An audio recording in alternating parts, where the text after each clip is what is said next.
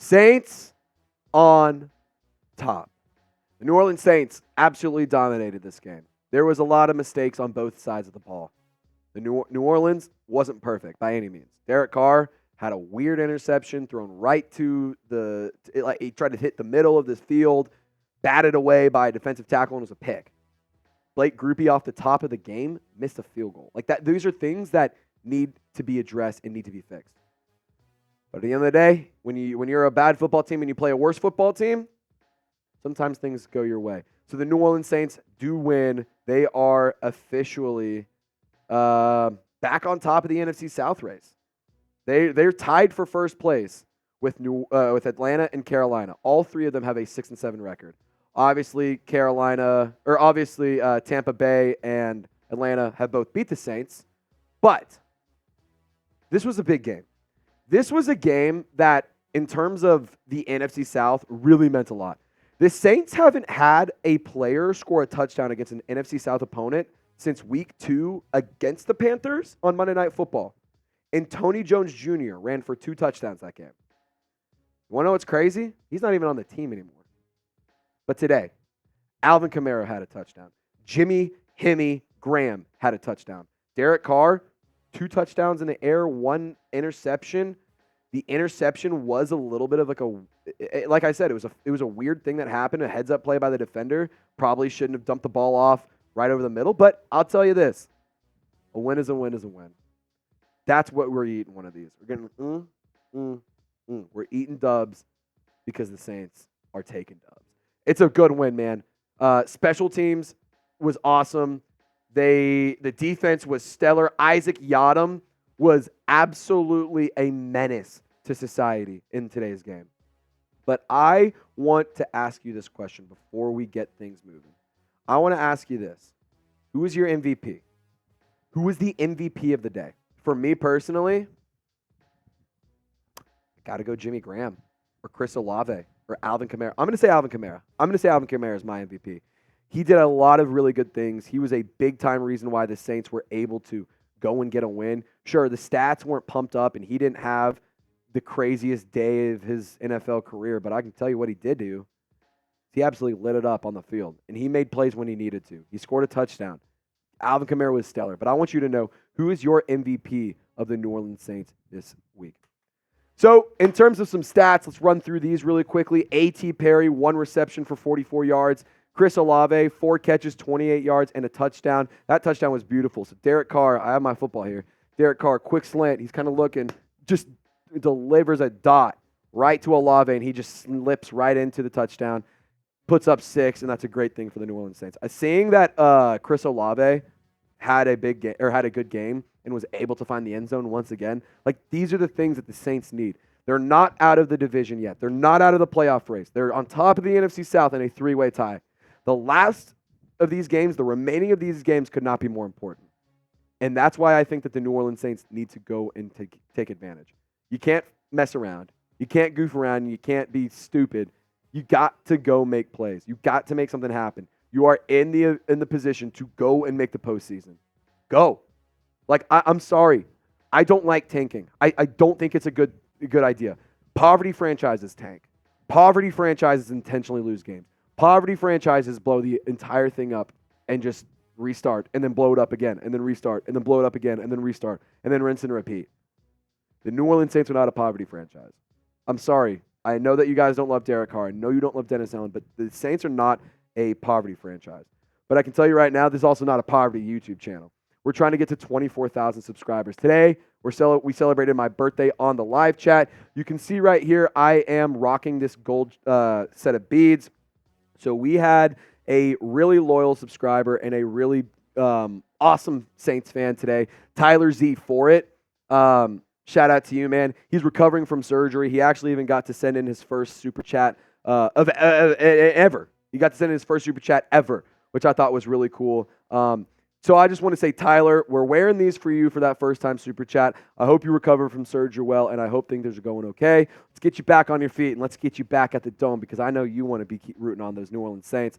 But, guys, for more coverage, news, rumors, live shows, any sort of content, feel free to subscribe, hit that sub button. 24,000 would be sick. I would love to get that. All I want for my birthday 2 Chainz. I don't want a big booty something. I want 24,000 subs, so help me out and let's get there. But I want to just continue to talk about this game. And as you can see, it's a live counter, so when you do subscribe, you get to see the benefits right away. So this game was just insane. I want to give a massive shout out to the linebackers here, just in the first half alone. Pete Werner, fumble recovery. He did it. At first, it was ruled a pick. He batted the ball away. Carl Granderson, check that. Jordan Howden. It was Jordan Howden. Jordan Howden ran into Bryce Young. Bryce Young just kind of flipped the ball up. Heads up play by Pete Werner. Just comes down with it. Gets tackled immediately. Interception. Was ruled a forced fumble, but that was insane. And then you had Nephi Sewell block a punt to get the New Orleans Saints a touchdown. DeMarco Jackson, scoop and score right into the end zone. It was incredible. Darren Rizzi, shout out to the Riz God. Everyone show some love to Darren Rizzi by typing Riz God, Riz, the Rizzler, whatever. Darren Rizzi had an amazing performance from his special teams unit. Blake Grupe obviously missed the field goal early in the game. That wasn't good. I'm gonna take a step to the side, and I'm gonna say that was bad, but let's look at everything else. Everything else was pretty good. Lou Headley punted the ball a few times. That had some good punts. He even got ran into on a weird play. It was like they should have been a rough in the kicker or whatever, but they said it was a rugby-style punt. I still don't understand how that's not a penalty if you run into him. So if you know, let me know in the comment section. But DeMarco Jackson, Nephi Sewell, Pete Werner, all making big-time plays. Demario Davis, a couple really big pass breakups throughout the game. The Saints defense had a phenomenal game. And quite honestly, it was fun to see this team win. It was fun to watch this team have fun. It just was. It was a really exciting game, and I was really excited to cover it. I was excited to talk about it. I was excited to watch it. I thought it was going to be kind of a doozy, and it wasn't a good game. I'm sitting here watching this overtime game of Ravens versus Rams, 31-31 at halftime. If the Rams lose this game, that's huge for the Saints' playoffs chances. But what I can say is this. I do think that the Saints were having fun once again. I think they enjoyed playing. The team was excited. The team was happy. There was a little scuffle between Eric McCoy and Derek Carr on the sideline. Dennis Allen said, we're thinking way too much into it. They're passionate guys. They're on the football field, and at the end of the day, they want to win. You can't ask somebody to be less passionate. So I will say I agree with him on that and stuff, but it was fun. It was a really fun game, and not a lot of games for the New Orleans Saints have been fun. Not a lot of them have been that fun. So if you want to make them more fun, go to prizepicks.com/CLNS. Use promo code CLNS for a first deposit match up to $100. Prize Picks is daily fantasy sports made easy. It's not gambling. It's not you versus sharks. It's not you versus professionals. It's you versus numbers. So literally, you just use your big old noggin. You tap into that football acumen, that football IQ, and you place your projections. You can pick up to 6 players, do 2 to 6 different teams, different sports, different league. Doesn't matter. You could combine the Pels and the Saints. You could combine LSU in the bowl game and the Saints in a few weeks. Those are things you can do on Prize Picks. It's so much fun, and these are the projections I rolled with. So in terms of my Prize Picks for the day, I really thought Blake Grupe, I thought the offense was going to struggle a lot more than it did. I didn't think they were going to have as many touchdowns. Blake Grupe missed that 29-yard field goal early. Not good. Not good. I didn't hit on Blake Grupe. But what I did do is I got an insurance policy. I took less money to win so that way I could hit. If I hit 2 out of 3 of these, I'm still going to hit my money. I'm still going to make some money. I'm still going to get some of that goo-wop. My birthday. I want to go out and celebrate later. Bryce Young, less than 178 passing yards. Dude had 137.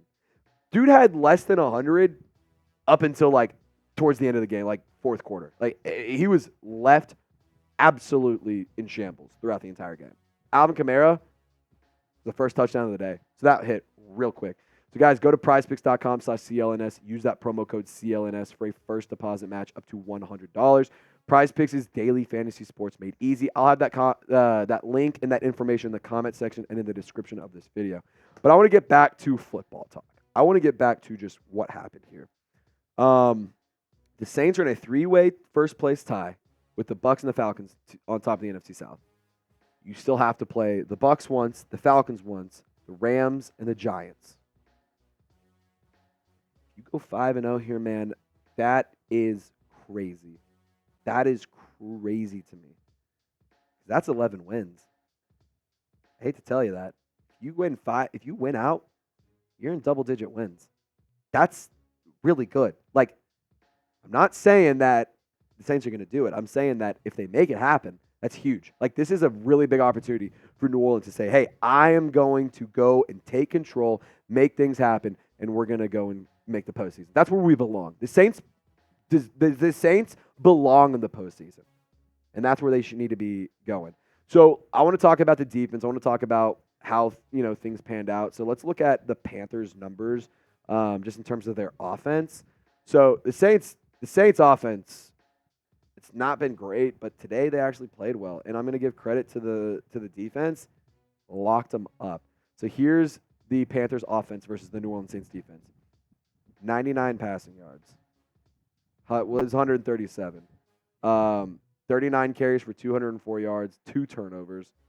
They had the ball 34 minutes and only 300 yards in total offense. I mean, guys, that's dominance. That's really good football right there. Derek Carr, 207 yards through the air for the New Orleans Saints offense, 4 yards per play. Derek Carr was 18 of 26 for 119. 2 touchdowns, 1 interception today, 25 carries on the ground. Jamal Williams, he was showing a lot of really good things. He was showing a lot of pop. Alvin Kamara, still very, very shifty football player. When you get Rashid Shaheed back, you're able to get those jet sweeps. You're able to get some of that motion get used a little bit more. Lynn Bowden has done a good job of filling in for Shaheed, but he's a talent that you miss. Like, Rashid Shaheed is a very special talent. Oh, my goodness gracious. So the Baltimore Ravens just returned a punt in overtime for a touchdown. Theilen Wallace just housed the punt. The Rams lose. That means the Saints' playoff hopes are very, very alive because the Rams were in the NFC South or in the NFC playoff picture. Really quick, I'm going to call an audible on all this, and I'm just going to pop up the NFC playoff picture. This was what it looked like going into today. This is what it looked like when we started out the day. I don't have the playoff picture graph. Yes, I do. It's right here. All right, so NFC playoffs right now. This is what when we woke up this morning, this is what we walked into. And here's how they shake out. So Atlanta still is going to win the division. But Green Bay is now on top of the division. New Orleans is 6-6, so disregard the 5-7. Some of this isn't necessarily updated, but here's just how it shakes. New Orleans on the outside looking in the hunt. The wild card, had you beat the frickin' Packers or the frickin' Vikings, you're in there. But there's a big talent drop from the Cowboys to number 6 and number 7. I'm just going to put that out there. So tonight's game of Cowboys versus Eagles is huge as well for that, for those implications and for who's going to be on top of the NFC East. So that's just how the playoff picture's looking right now. This has been a really, really good game for the Saints to just reset. Like, I don't want to like overdo and over celebrate it because it is the Panthers, the worst freaking team in the NFL. They have 1 win and 11 losses. The New Orleans 12 losses now. The Saints, you're 500. It's not pretty, it's not good, but it's better than a losing record. I'm sorry, it is. It's just one of those things that I really think that the New Orleans Saints, if they dig in, they put their head down, just make something happen, they're going to go and win some games. You have a pretty easy schedule moving forward. You got to capitalize. You have to win your games. The NFC South ones, obviously, you have to win. If you don't win those ones, you're not making the postseason. But handle your business versus the Giants. Handle your business versus the Rams. Make something happen here. Dennis Allen, for the love of God, if you want to still have a job in the NFL come fall, you better start winning more games. This is a good start, but you better keep going. Better not slow down anytime soon. It's got to stay consistent. A.T. Perry, guys, holy cow. He is a special talent. He is a very special football player. I call him Scary Perry. It seems like every time he puts up, every time he catches the ball or he's up to go and get a ball, I mean, it's awesome, dude. It's awesome. Like, anytime that he has the opportunity to make a play, he's going to make one. And it's really insane to think that. But, guys, the New Orleans Saints win. It's an absolute just great day. Again, it's the Panthers. It's nothing to really be like, oh, my God, it's the best team in the whole wide world. But it is one of those things of like, you know what? You handled your shit when you needed to. Continue to do that. Continue to just handle your business. Stand on your business. Don't mess around. Just go and do your job. Derek Carr, injury update on him. This is in the press conference coming in right this second. He says he's up to 3 rib fractures this year. So credit to Carr. He's a tough son of a gun.